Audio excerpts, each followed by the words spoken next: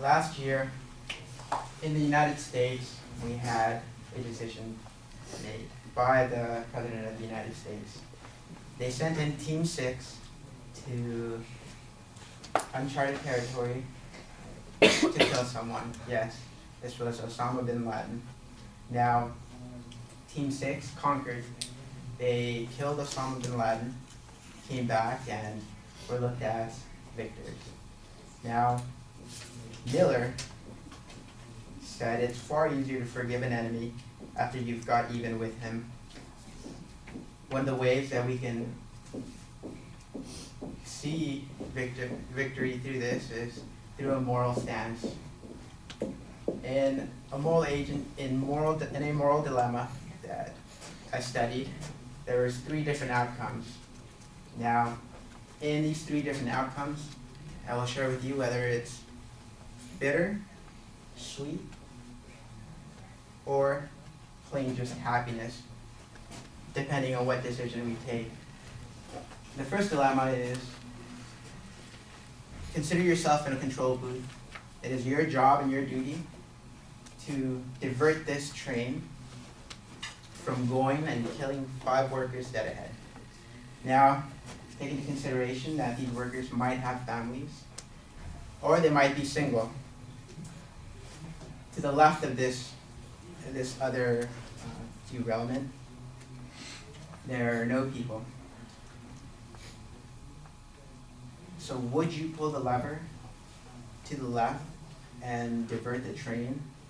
Now remember, there might be people in this train that might be going to a court hearing and fighting for custody of their children, and this is their last chance. The question is probably simple. The answer is probably simple. You would divert the train. You would save these 5 people's lives. It gets a little more complicated.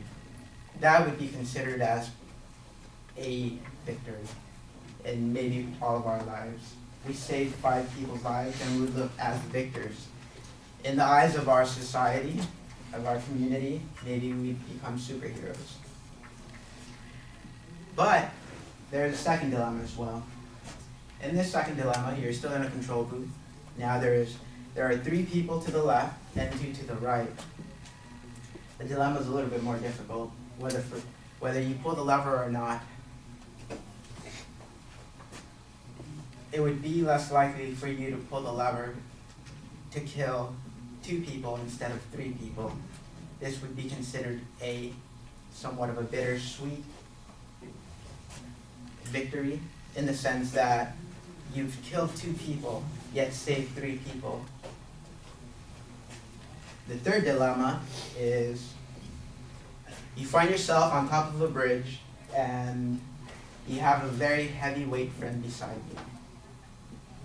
Now, the reason for this heavyweight friend being there is that it's destiny that this friend is supposed to die. There's only one way the train is supposed to go. There are 5 workers up ahead, and you know that the weight of this friend will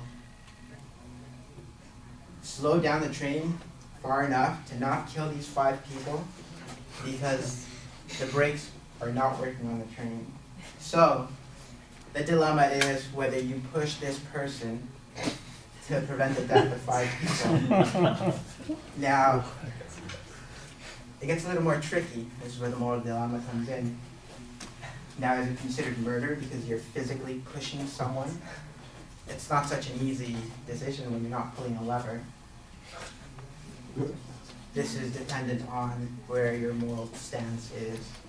And in conclusion,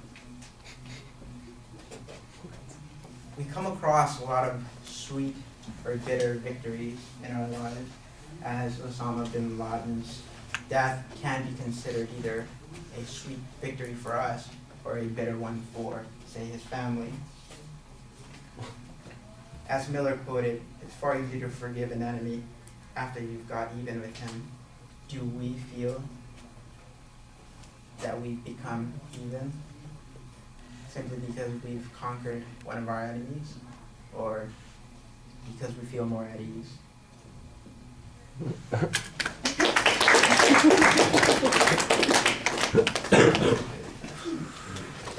keep it? Yeah.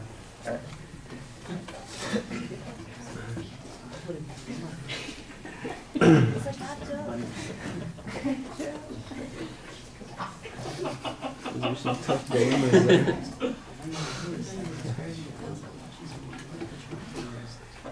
Oh, yeah.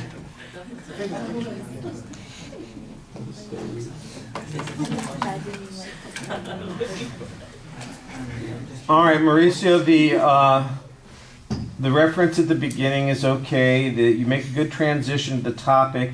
It was a little unclear how your points really relate to the topic that you're talking about, but I can see that you've got a direction that you're going in. The problem is, I think you set up these scenarios and they just seem like you're wandering into them, and there's not really as much thought to them as there ought to be. And the last one especially, I'm going to push my fat friend in front of the friend. What the hell?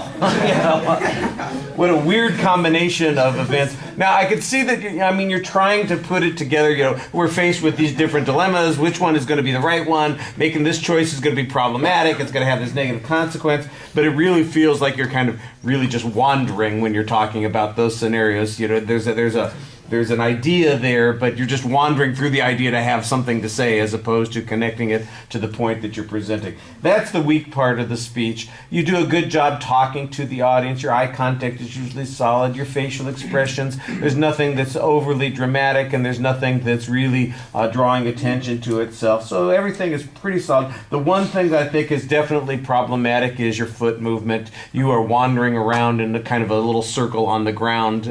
You may not notice it, but when you watch the video, you'll notice it. You'll see what you're doing, and it's just the anxious sort of thing. You gotta move, and it would be better if maybe you were leaning forward or stepping back or something like that. But it's just like this little pattern that you developed, and you want to avoid that.